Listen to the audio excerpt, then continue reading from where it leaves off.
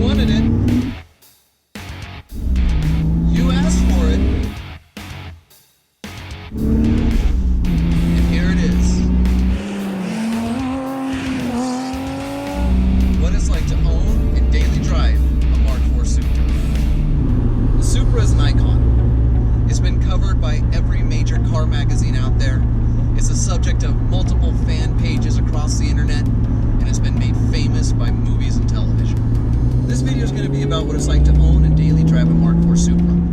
This particular Supra, I spent a lot of time upgrading and refreshing with new parts. Now, if that's something you're interested in seeing, go ahead and leave a comment down below letting me know you're interested, and I'll make a video about that as well. While you're there, subscribe to my channel. That way you don't miss any of my content as I release it. So when talking about a Mark IV Supra, you gotta start with the first thing everybody asks about. Does it have a 2JZ? It's amazing how often I get asked that question. The answer to that is yes. Every Mark IV Supra comes with a 2JZ engine, but there's actually two versions. There's the 2JZ GE, which is the non-turbo version, and there's the 2JZ GTE, which is the turbo version. So this Supra has actually got the 2JZ GTE engine, which was the turbo version. Now the twins in this car were set up in a sequential system, and what that means is that there's a gate between these two smaller turbos. So at low RPMs, one turbo is providing the max boost it can. At a certain RPM, the gate will open up, allowing the second turbo to spool, giving you your full power. So in my car, I've already made one major upgrade, and that was switching out the twin turbos for a single turbo. And the reason why you do that is for two things. One, it gives you a more predictable power band. It's more linear. The turbo just spools and the boost builds. I don't have to worry about a gate opening up and all of a sudden getting a second power band, which could make cornering a little unpredictable. The other reason why you switch to a single turbo is you can actually get more power out of it. Instead of having two small turbos fighting to do about 10 to 12 PSI, with a big single, you can start putting down like 20 and 30 PSI without an issue. So when this car was still in production, the gentleman's agreement was still in effect. And I'm sure most of you know what that is, but for those of you who don't, for a time in Japan, all the automakers got together and agreed they wouldn't produce a car that put down more than 280 horsepower. However, just like the GTR from Nissan, Toyota decided to technically release the car with 280 horsepower, but make it very easily to get it above that. The stock bottom end on this engine can actually handle over 800 horsepower without having to go internal. The fuel system alone can handle 550 horsepower without having to change out injectors or put in a standalone fuel management system. Even though the 2JZ is probably one of the best engines ever engineered, just like everything else out there, it does have its Achilles heel. And fortunately, it's not a bad one. It's the valve stem seals. The valve stem seals on this engine are notorious for going bad. And the way you know they're going bad is when you first start up the car in the morning, or when you leave a stoplight, you're going to shoot a little puff of blue smoke out of your exhaust pipe. The reason why this happens is, as the seals start to degrade, it allows oil to bypass them and drip into the cylinder, and so you're burning a little bit of oil when you take off. Fortunately, this is not going to destroy your engine very quickly. You don't want to let it go on for too long because it can allow deposits to build up on your valves or your cylinder walls, but also it's not that hard of a thing to fix. One of the great things about this car is actually just how easy it is to work on. If you're like me and you like to do your own wrenching, this car is very friendly to that. The engine bay is very open. You can put your hands wherever you need to get them. Nothing's all that trick to get out. It's very standard. So if you worked on any car before, this car is very easy to do. Also, getting parts for it is super easy.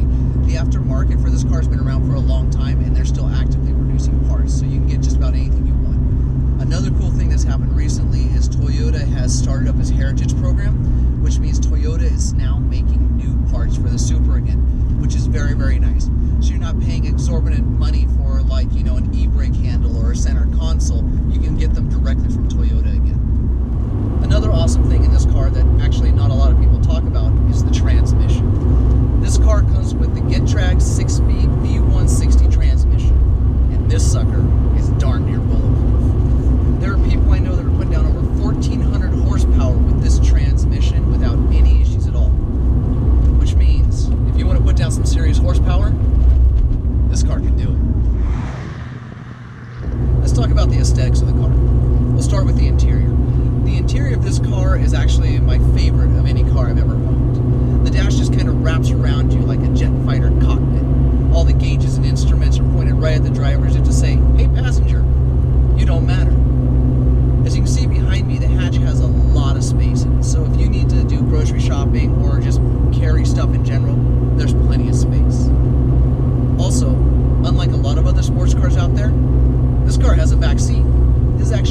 plus 2.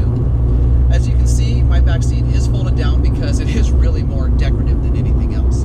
You can fit maybe one adult back there, but they pretty much have to sit sideways. However, if you have kids, I've seen plenty of people that have put kids' booster seats back there or car seats, and they fit without an issue. The exterior of the car. I absolutely love the way this car looks. It's got a look that just can't be compared to any other car. No other car looks like this.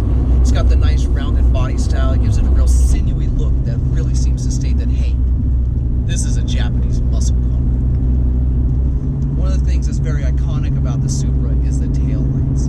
They've got that 3 round tail light design that some people have even started to install in cars that are not Supras. However, when you see them, you know they belong to a Supra. The Supra body isn't all about style. It has function as well.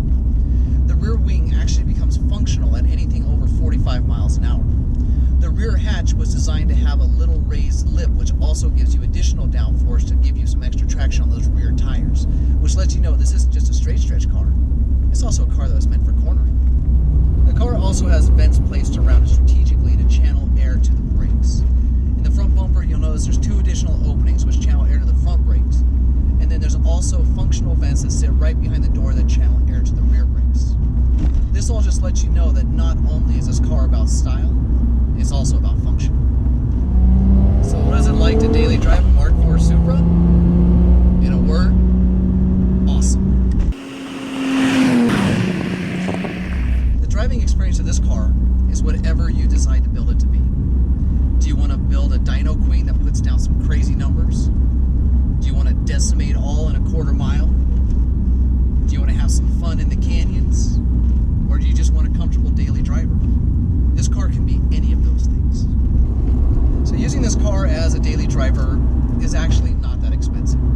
Yes, I'm getting 18 miles to the gallon on Supreme, but that's really my only major cost. Most of the parts on this car were designed to handle higher horsepower and were very well engineered. So you're not constantly having to worry about maintenance and fixing things that are starting to wear out.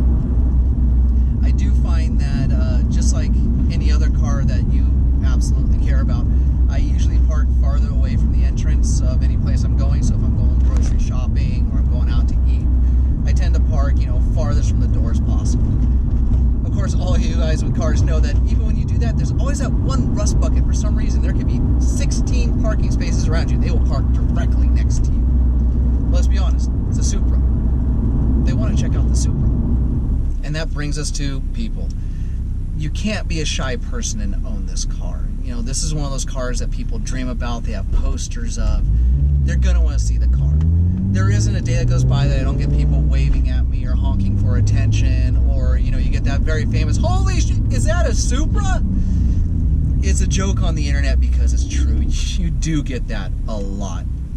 It's up to you if you decide you want to be one of those people that ignores those guys, or if you want to be like me and I'll take, 3 or 4 minutes out of my day and let people look at the car. Let's be honest, you don't see a lot of these cars. They're very rare. So, it can really make someone's day to just actually see one in person. It also makes going to car shows a lot of fun because usually I'm the only Supra that shows up.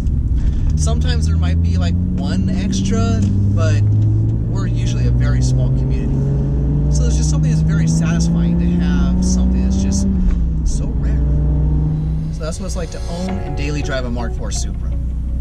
Let's be honest, this car's a legend for a reason. It's got an engine that's bulletproof, a transmission that's practically indestructible, and a look that's absolutely timeless. If you have any questions or you feel there's anything I missed in this video, please feel free to post in the comments down below and I will respond to you. If you like this video or other videos I've done, please subscribe to my channel, and that way you'll know when I release new content. I thank you all for watching, and I'll see y'all out on